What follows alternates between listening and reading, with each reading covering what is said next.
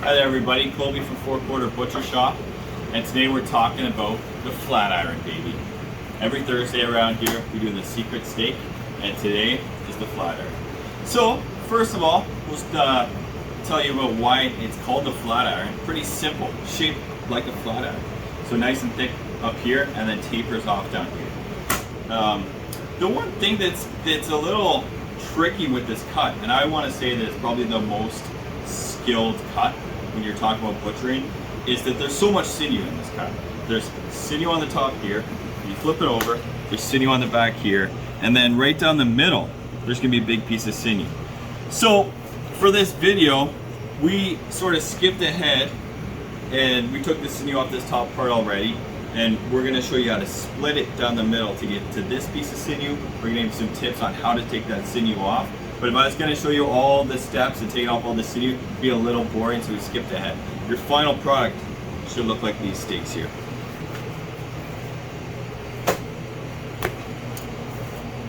So let's get down to it. So, as you can see, if you focus in there, that big piece of sinew going right in the shoulder blade, that's where you wanna put your knife, and you just wanna sort of get on top there. And what you wanna do is just nice and gently, just on top of the sinew, just sort of keep folding up so you can sort of see that you're following that sinew properly.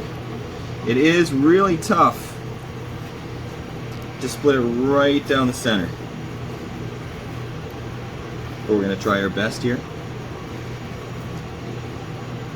And if you're doing it properly, there should be some sinew on top, some sinew on the bottom.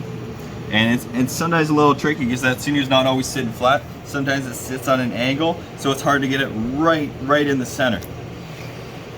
Like I said, very much a lot of skill that goes into this cut. That's why you might not see it in a lot of big box stores. In smaller butcher shops like ours, you're probably gonna see it more because you got the skilled butchers taking care of you there.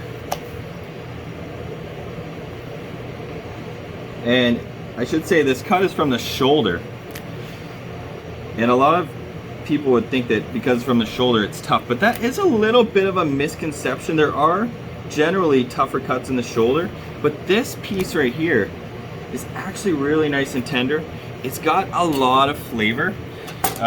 Like some people are gonna say that it's got some of the most flavor on any cut on a side of beef. And some people are even gonna say that it's up there as far as strip loin and ribeye, as far as how tender it is. So yeah, so the misconception with the toughness is a little bit off, especially when it comes to this one. So as you can see, that this, like, it's a pretty crazy angle on this sinew. That's why I couldn't really get it, but that is part of the reason why it's so tough to butcher this guy. It's not always going to be the exact same. So there you go. I got a pretty good job of getting the sinew all on this side, a little bit on that side, and then from here you want to clean this up to make it look like that. So I'll just give you a little tip on some sinew here, taking it off. And I bet you're wondering how many times I can say sinew in this video. Probably a couple more.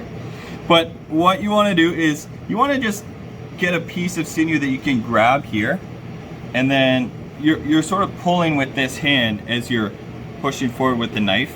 And with all sinew, you're not going completely flat, because then you're going to be cutting into the beef a little bit. You actually just want a little sharp angle on it.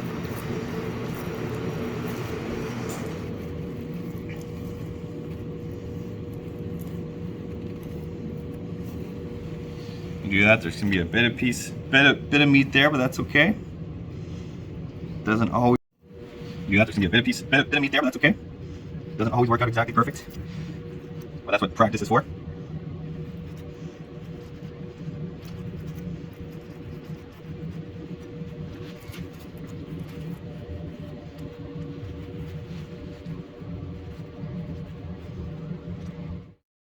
This actually came with a big piece of meat on the other side here, hence why this was on such an angle when I was trying to butcher it. But yeah, that's pretty much it. You clean up that sinew some more, and I showed you how to do that. So you can, if you want to do this yourself, you can. But you just keep going and keep going until it's nice and clean like this. And the beauty about the steak, much like a lot of the Butcher Secret steaks, it's best cut right across the grain. So if you're entertaining a couple people, 2-3 people, you grill this whole thing and then just slice it and serve it. If you haven't had it before, I recommend getting some and testing it out. Seriously, it's a top-notch steak at a good price. So there you go. Thanks a lot for joining us. Colby at Four Quarter Butcher Shop signing off, and we'll see you next time.